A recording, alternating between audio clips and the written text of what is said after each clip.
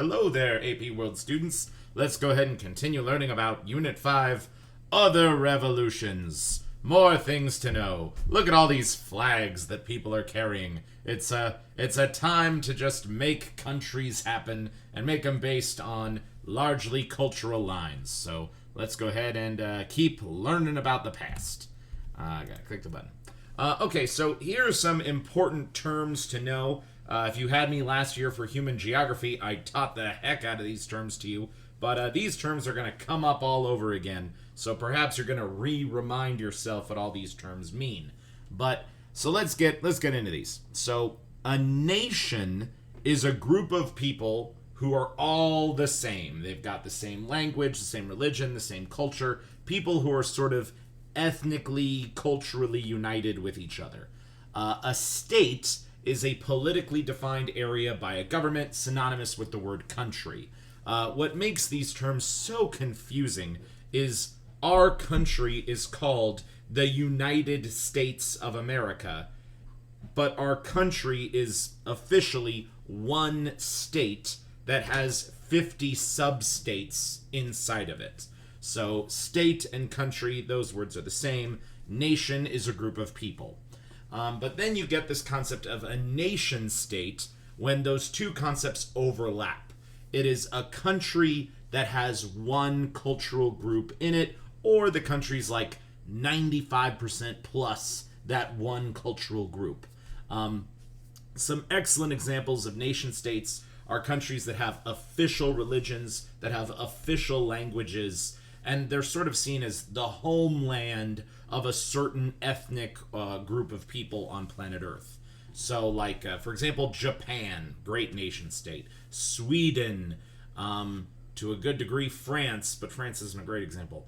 What else? Just any country where you could say, like, this is my ethnicity is one defined cultural group, and this is where we're from. Boom. Some terrible examples of nation states would honestly be the United States of America. We are not one language, one religion, one skin color. That is not us. Canada, also not a nation state. There's all kinds of different people that live in Canada. And actually, almost all of the countries in the Americas, because there's so much immigration over history, none of us are really great examples of nation states. But many countries in Europe and in Asia will probably fit the nation-state definition to a degree. So at this point in history, so many of these nations decided, like, hey, we're going to unite based on our language and our religion. Because through so much of world history, borders were going back and forth, and kings and queens were trading lands, and they largely didn't care about what language the people spoke or the religion the people had. They would just force them all to convert or something like that. But now with this new Enlightenment world, people are going to start locking down the lands that are historically bound to certain ethnic groups in the world. All right, let's check it out. So the first country to talk about is Germany. Believe it or not, the entirety of world history, Germany was never a country until, I want to say, the year like 1860. Okay? Like, the United States is almost 100 years older than Germany. Because, well, for all of world history, people who spoke German lived in the middle of Europe. They had generally some cultural similarities, especially once Martin Luther did the whole Protestant Reformation thing. Lutheranism became a big deal there. And finally, definitely through the inspiration of the French Revolution, this one giant state within the German area called Prussia, it was this Germanic kingdom. Prussia said, hey, everybody who speaks German, let's all come together and let's make one giant super country. And it was led largely by this dude named Otto von Bismarck. He was a kind of you could call him like the president of Prussia, but they didn't really have a democracy back then. And Otto von Bismarck, he brings all the German princes together. And at first he's like, hey guys, let's meet in Berlin. But they're like, nah, we want to meet in like neutral ground. So he makes friends with the King of France, and they actually bring everybody into the Palace of Versailles, and they go to the most famous room in the world, and there they decide that they're all going to unite, put aside their differences, and create the first ever German Republic. So definitely totally inspired by the French Revolution, and after this point, Germany becomes a big player on the world stage. They were not involved with the whole maritime empires thing at all, but they're going to catch up quick because they're now going to be the largest country in Europe, and their economic force is going to just skyrocket through the roof. All right, so that's what's up with Deutschland, our German buds.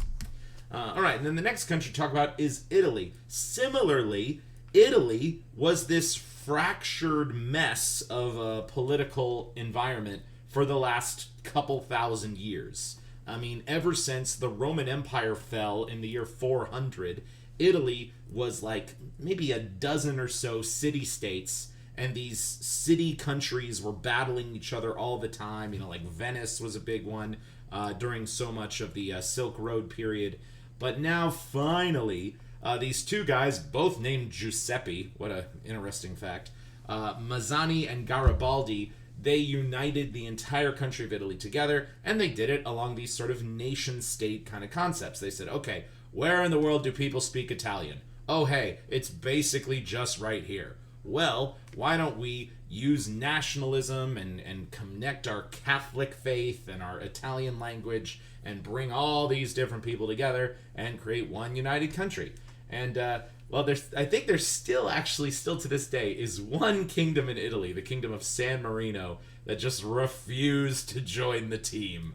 And still, if you look on a world map, there's this like tiny little piece in the middle of Italy. It's like, we're not a part of Italy, we're our own thing. But so these guys basically got the entire bottom part of Middle Europe to join up together and be super duper Italian. So good job, guys, uniting the Italian people. All right, now let's get to this side of the world. So Mexico, our friendly neighbors to the south. In Mexico, Father Manuel Hidalgo, he encouraged the mestizo people to rise up against the Peninsulares. Let me remind you guys what was going on in Mexico at this time. There was that whole casta system. It was super racist, and it was like, white people, you get to sort of do whatever you want in Mexico, and if you were half white and half native, then you were considered like a menial worker. Well, Father Manuel Hidalgo did not like that. And even though he was a man of God, he actually rallied this mob of people, and they just started marching around the Mexican countryside, killing everybody who was super white. So, yeah, eventually, Father Manuel, he did get arrested and killed by a firing squad. But Manuel, he definitely started something that will continue on to be the official Mexican Revolution. Actually, there are several Mexican revolutions in history, so this is just the first one. But he would definitely be the starting point that ultimately led to Mexico declaring their independence from Spain. But I'll just be honest, kids. I've deep dived into Mexico's history. Mexico has always just had it rough. There's never been a golden age for Mexico. Mexican people are great, wonderful people. I've been to Mexico many times in my life, but the political system there is always a mess, and it's always been a mess for all of world history. Okay, now let's keep going further south here. So the countries of Venezuela, Colombia, Bolivia, and honestly, just about every country in South America give a whole lot of credit to this dude, Simón Bolívar, commonly known as El Libertador.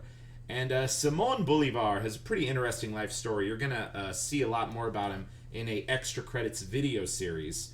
But he led a revolt against the Spanish in South America, and he was a Creole, okay? He was, both of his parents were white, but he was born in the New World. He wasn't given the same credit and abilities that if he was just born in Spain and then immigrated to the New World that he would get. So he really got all these Creole guys to unite together, and then off of them they brought in some mestizos, they brought in some released slaves, they brought in all kinds of people, and they said, we're going to fight Spain. And he was an amazing leader.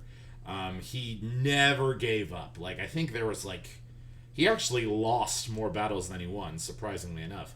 But this guy did not quit. And in the end, he finally did get Spain to give up all of Latin America. He's definitely Spain's worst nightmare as far as their empire or history of empire is concerned. And as soon as he officially kicked out the Spanish, his dream was to create the United States of Latin America. He saw what the United States was doing up north, and he said, hey, that would be pretty effective for us to do here. If we just fracture our lands into just all these different countries, we're not going to be very strong. And he also tried to identify the entire Spanish New World as one giant nation state. He said, you know, we are peoples of native descent and we're peoples of Spanish descent. We all speak Spanish. We all have the Roman Catholic faith. We should be one super giant country.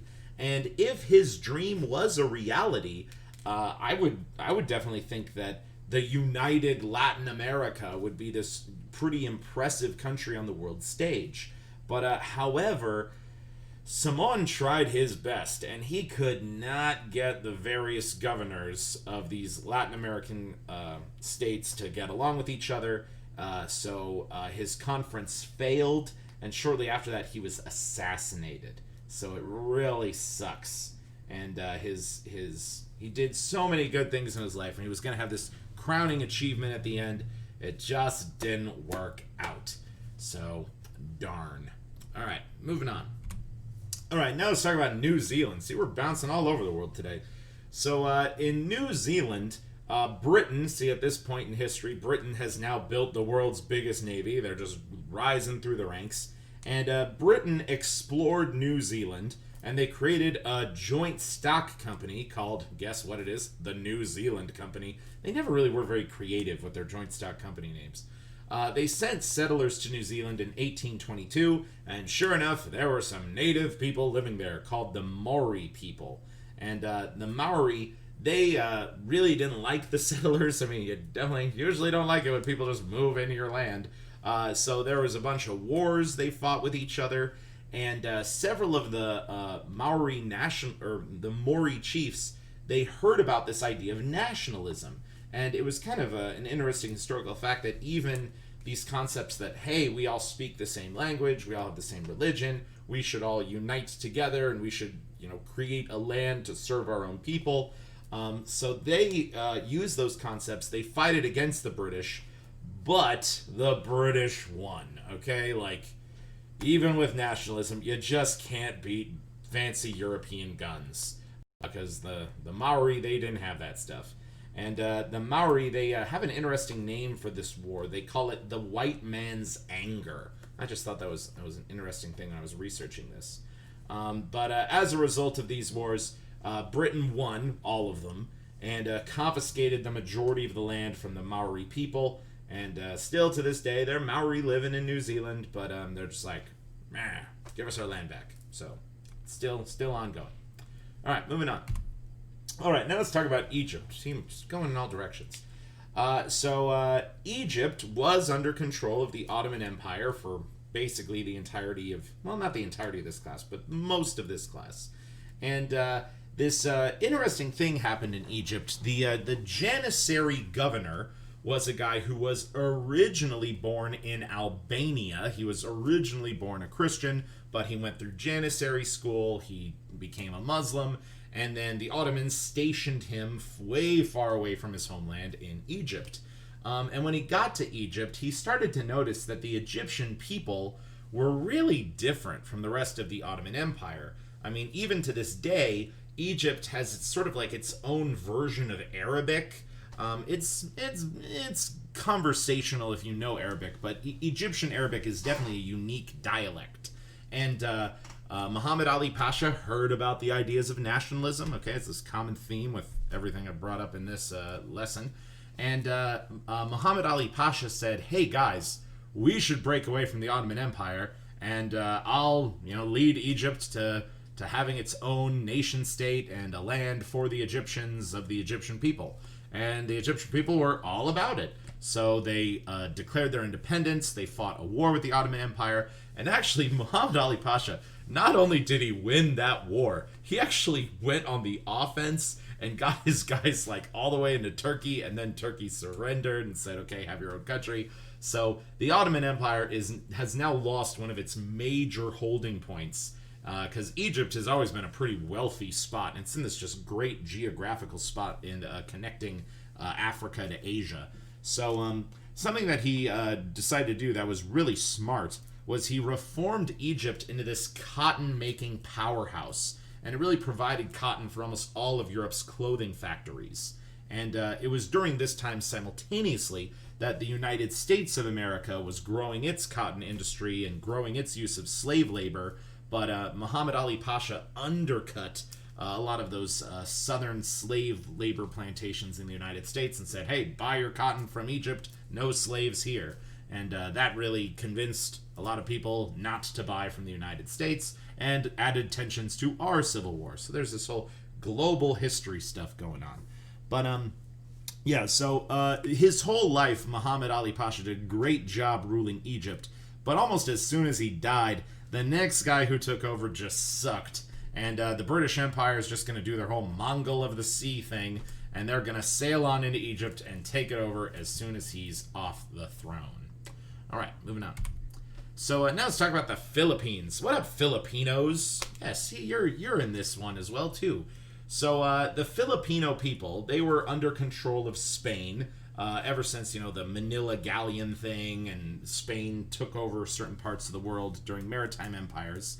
And the Filipinos in the 1800s, they weren't even asking for independence. They were just saying, hey, Spain, can we be represented in Parliament? We've heard about these Enlightenment ideas. We want the needs and the issues of the Filipino people to be heard and be represented in Madrid, in Spain. Well, the Spanish said no. And also the Spanish said, hey, are you a full-blooded Filipino? You're less than a person who was born in Spain. The Spanish were just super racist during this time. So anyway, the Filipino people started to publicly talk trash about Spain and say Spain was this terrible leader. And that whole thing is called the propaganda movement. Well, people all over the world heard about this propaganda movement, especially the United States. And the United States said, hey, Philippines, you hate Spain so much, right? We're gonna save you. And so the United States declared war on Spain with this understanding that we would sort of liberate and we would save the Filipino people.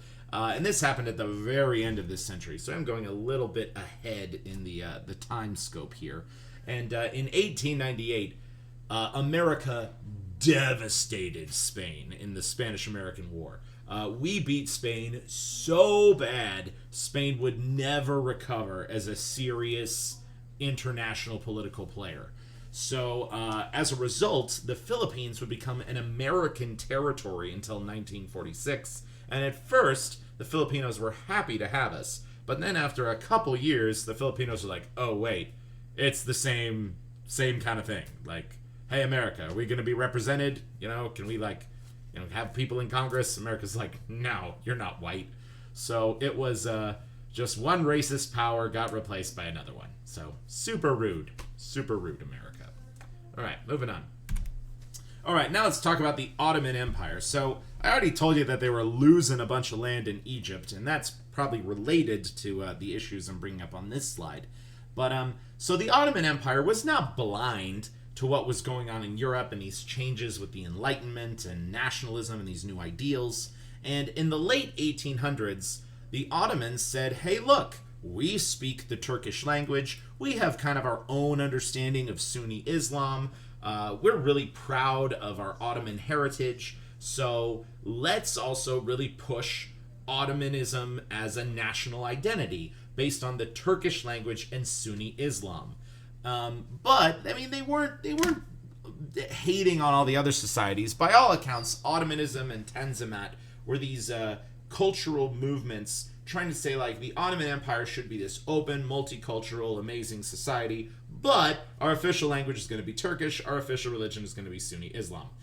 And many people in Turkey proper were all about this. But if y'all remember how the Ottoman Empire set up their country, they had that whole millet system thing going on, where for so much of history, they never pushed the Turkish language on anybody. They never pushed Sunni Islam on anybody.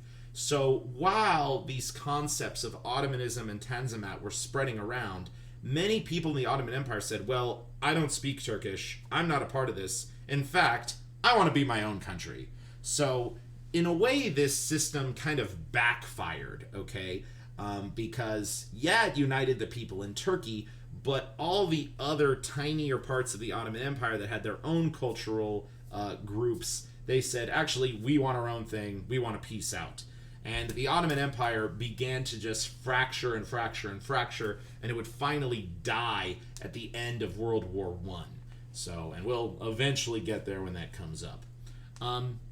And surprisingly enough, the Ottoman Empire was passing a lot of new laws that were far more liberal, far more based on the Enlightenment than Sharia law. And I think just an excellent law that I was surprised to find in my research was during this period, the Ottoman Empire made homosexuality legal in 1858. Like, wow, that's impressive. Like, the United States of America still had slavery, and Istanbul was having a gay pride parade. Like, you know, who would have thought? Yeah, by all accounts, if you're a Muslim in the world, especially today, Turkey is the place where you could sort of do whatever you want. Like, Turkey has a very different understanding of Islamic principles than just about any other Islamic country I can think of. They're definitely the most liberal and the most open. So, cool. That's what's up with the Ottoman Empire. All right, moving on. Okay, and yeah, this definitely goes off of the last slide. So the Ottoman Empire had controlled all of this sort of southeastern European area right here. And for so much of the historical period we're learning about over the course of this class, the Ottoman Empire and the country of Austria, Habsburg Austria, they were just, every year, you know, they would have like a war and they would like trade a little bit of land back and forth. And so what ended up happening was this whole kind of southeastern part of Europe here, it's known as the Balkan Peninsula, that's what this area is, became this really kind of weird cultural mix of peoples. Like, there's a lot of Muslims living there, there's a lot of Christians living there, and it's because it was just this back and forth cultural battleground for so many hundreds of years. And a lot of the peoples that live there are going to start demanding their own nation states. They're going to have their own feelings of nationalism based on their cultural identities. And the problem is, still to this day, some of those disputes are unresolved. In fact, the largest war that I think happened in my lifetime was a war in this part of the world in the 1990s. So that's, you know, really, really recent history here. But this problematic area of Europe, of all these different ethnic groups mixing together, and they don't really like each other, and they want to have their own countries, it's going to cause some serious headaches for European policy, especially leading up to World War I. So this is going to come back to in a big, big way. Okay, yeah, and the issue is so many of these ethnic groups in this part of Europe, they're just too small to create a country like Italy or Germany, like the